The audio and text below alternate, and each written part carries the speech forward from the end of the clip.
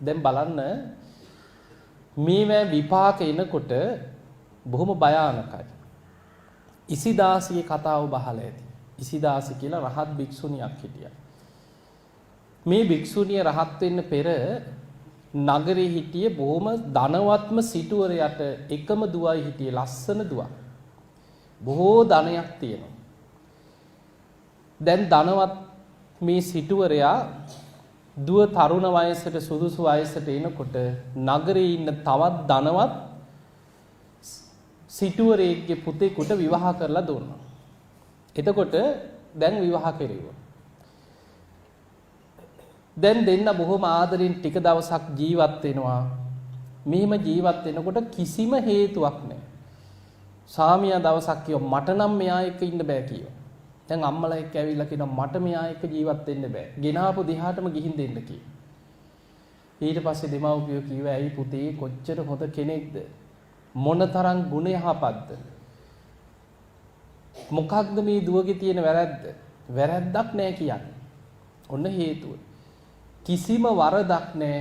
හැබැයි මට මෙයා එක්ක ඉන්න බෑ කිව්වා. මට මෙයා පේන්න බෑ කිව්වා. ගෙනාපු දිහාටම ගිහින් දෙන්නේ කිව්වා. කිසිම චෝදනාවක් නෑ, කිසිම වැරැද්දක් නෑ. පුදුම ගෞරවයෙන් ස්වාමි භක්තියෙන් සලකනවා. හැබැයි ස්වාමියට ජීවත් වෙන්න හිතෙන්නේ නෑ ඒකට. ගෙනහලා ගෙදරට බාර දීලා ගියා. දැන් පළවෙනි විවාහය අසාර්ථකයි.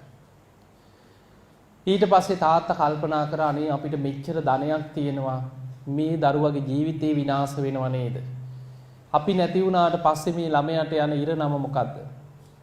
කල්පනා කරලා දැන් ඉතින් අර වගේ පළවෙනි විවාහෙත් අසාර්ථකයි. ඊට පස්සේ ඒ තරම් ධනයක් නැති සාමාන්‍ය පවුලක තරුණයෙකුට විවාහ කරලා දුන්නා. සල්ලි තියෙන නිසා දෙවනි විවාහය කරලා දුන්නා. ඒ ස්වාමියාත් ටික දවසයි ගෙදරට ගෙනහලා දාලා ගියා. කිසිම හේතුවක් නැහැ.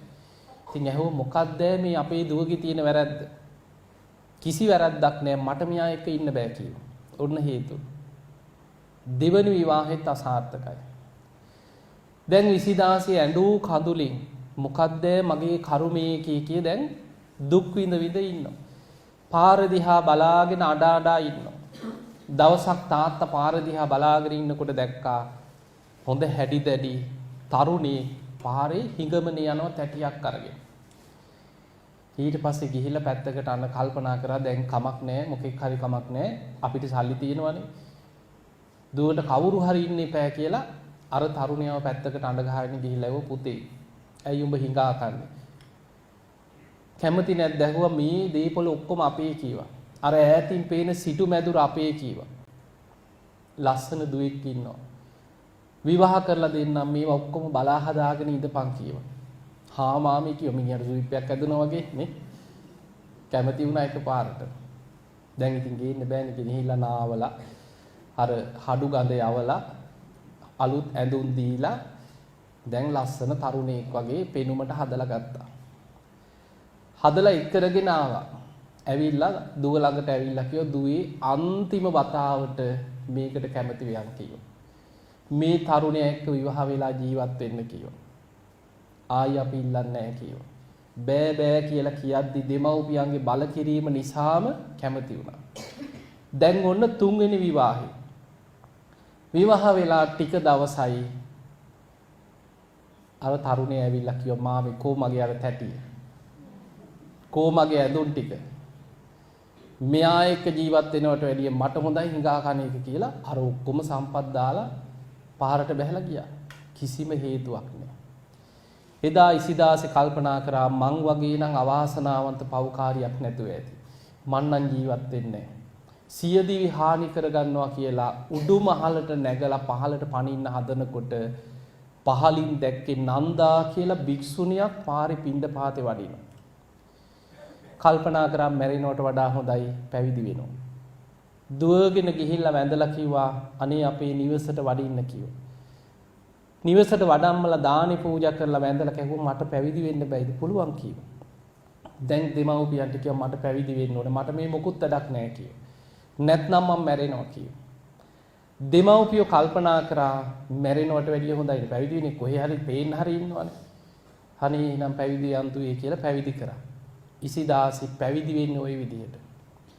පැවිදි වෙලා භාවනා කරා මාස කීපයක් ඇතුළත 이르දි බල සම්පන්න ත්‍රිවිද්‍යා ඇති රහත් භික්ෂුණියක් බවට පත් වෙනවා. ඉසිදාසි රහත් භික්ෂුණිය. දවසක් භාවනා කරනකොට තමන්ම ආපස්සට බැලුවා මොකක්ද මට මේ වෙච්ච කරුමේ? මම මෙච්චර හොඳට පතිවෘතාව ආරක්ෂා කරගෙන හිටියා. ස්වාමි භක්තියෙන් ස්වාමියාට සැලකුවා.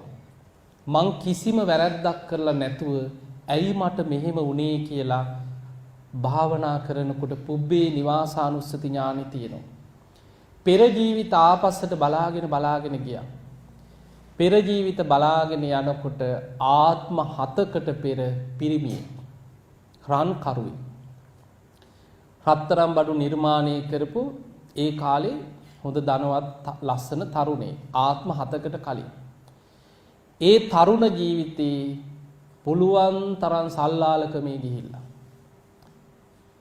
තරුණියන්ව හිතවත් කරගෙන අමාරුවේ දදා සල්ලාලකමීම ජීවත් වෙලා ඔන්න රැස් කරගත්ත භයානකම අකුසලයි මරණින් මත්තේ ඔන්න බලන්න ආත්ම 7 වෙන හැටි ඉසිදාසි රහත් භික්ෂුණිය පුබ්බේ නිවාසානුස්සති ඥාණයෙන් දකින්නවා තමන්ගේ ජීවිතේ ආත්ම 7කට කලින් පිරිමි වැරදි කාම සේවනයේ යෙදিলা රැස් කරගත් අකුසල විපාකයෙන් ඊළඟ ජීවිතේ නිරේ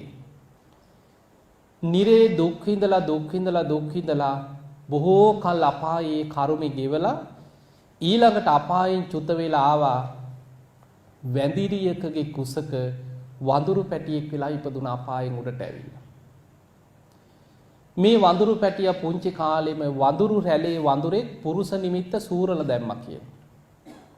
එතන පණුව ගහලා කුණු වෙලා මැරුණා. ඔන්න තිරිසන් ලෝකේ කාත්මය. දැන් වඳුරු පැටියා එතනම කුණු වෙලා පණුව ගහලා මැරුණා. මරණින් මත්තේ ඊළඟට ඉපදුනා වහු පැටියෙක් වෙලා එළදෙනකගේ කුසෙන් ඉපදුණා. ඔබ දන්න ඔය හරකුන්ගේ වැඩ ගන්නකොට කරාඹනව නේද? දන්නවන්නේ? මේ හරකගෙන් වැඩ ගන්න වහු පැටියාගේ කරාඹන්න ගිහිල්ලා එතන කුණු වුණා. තුවාල වෙලා කුණු වුණා. කුණු වෙලා පණුව ගහලා මැරුණා. මැරිලා ඊළඟ ආත්මේ ආයි ඉපදුනා බූරු දෙනකගේ කුසෙන් බූරු පැටියෙක් වෙලා. බූරුවන්ගෙනුත් වැඩ ගන්නවනේ. ඒ වැඩ ගන්නකොට ඒ සත්තුන්ගේ කරාඹනවා.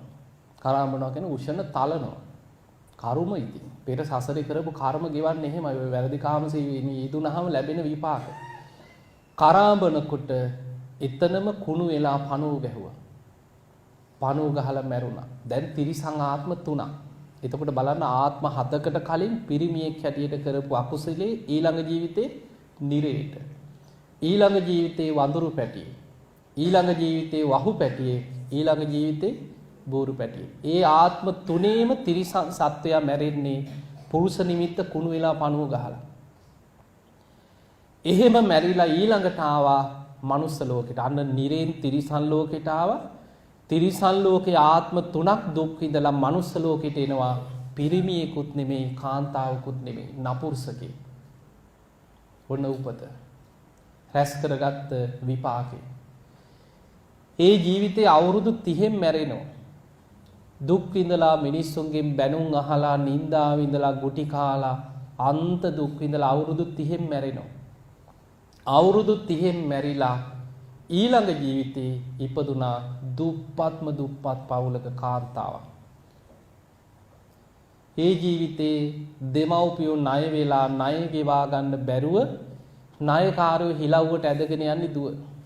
ගෙනහිල්ලා බැල මෙහෙවරකම් කරලා අන්ත දුක් විඳලා ඒ ජීවිතේ මැරෙනවා. මරණයටපත් වෙලා ඊළඟ ජීවිතේ තමයි ඉසිදාසි වෙලා ඉපදුනේ. ඔන්න 7 වෙනි ආත්මේ. ඉසිදාසි බොහොම ධනවත් පවුලක ලස්සන දරුවා. හැබැයි විවාහයක් හරියන්නේ අර පෙර සසරේ කරපු කර්ම විපාකේ පස්සෙන් එන හැටි. එතකොට පේනව නේද ආත්ම ගණන් විපාක පස්සෙන් එන හැටි.